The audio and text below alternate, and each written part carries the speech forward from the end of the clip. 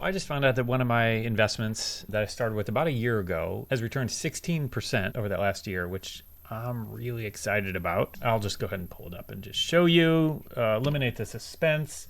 About a year ago, I started with this real estate investment company called Roots, which is like a crowdfunded thing, similar to Fundrise, but some kind of key differences. And I threw $500 in, just want to see how it played out, what happened. And they, at that time, the friend who referred me said that he was getting 17%.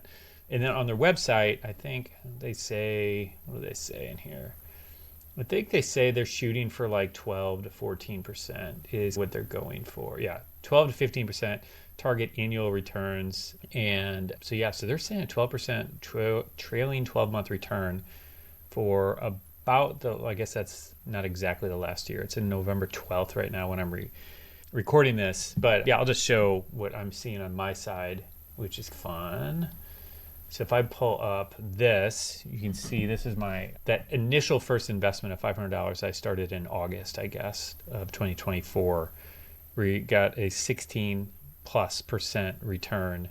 And then some of these smaller investments since still were really great. So this one was in October. This is in January. So this hasn't been a whole year yet. And then I did a couple more bigger chunks earlier this year that are currently at about 8.5%.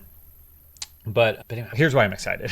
I'll just show you, because I went back to my Fundrise account just to see how the returns have been. And I did a video on this a couple months ago, probably. And at that point, my Fundrise returns for the previous year, I believe, were negative.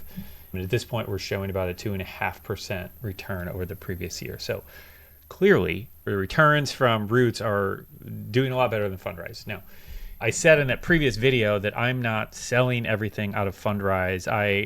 I still have confident hope in Fundrise and their team that over the long term that we might see some of this level out.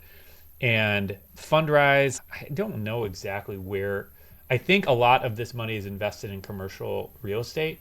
So multifamily 37%, industrial 32%. Yeah, so it's actually less of that. But this is interesting to me, like kind of seeing that. Whereas Roots is, from what I understand, almost 100% single family rental.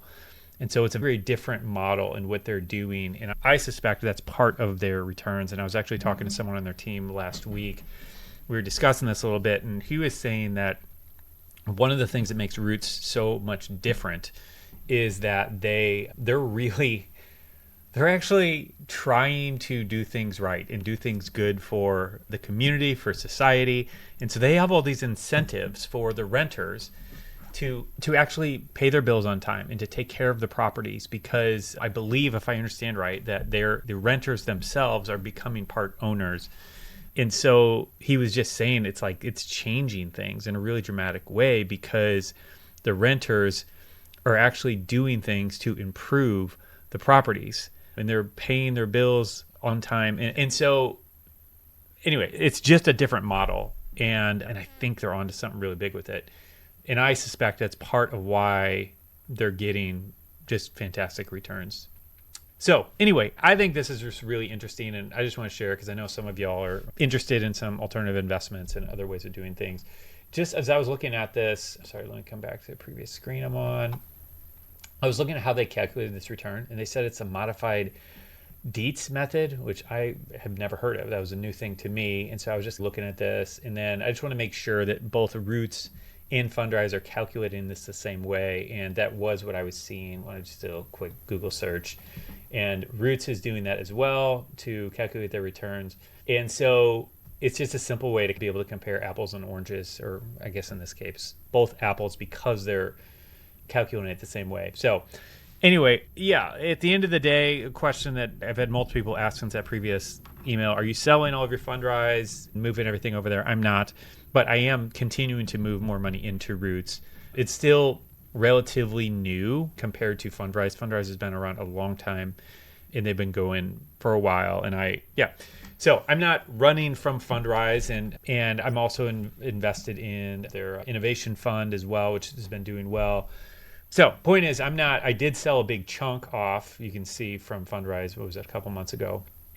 But I am hanging in with Fundrise. But if I were starting over today, I would probably start with roots, and I don't think it's bad to try both and just see. And so many other investments like you have, or different asset classes, you have times when one might perform better than the other, but that doesn't mean necessarily to jump ship from the other one, because there might be a time, like in this case, how we saw, like right now, if single family units are doing really well, and this is what most of roots are, but industrial properties start crushing or whatever, or multifamilies. So point is, I'm not leaving Fundrise.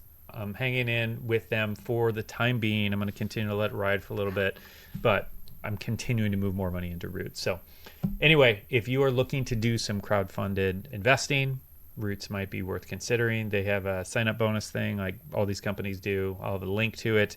You can check that out if you're interested. And yeah, let me know if you have experience with either of these. Anything else you'd like to add. All right, see ya.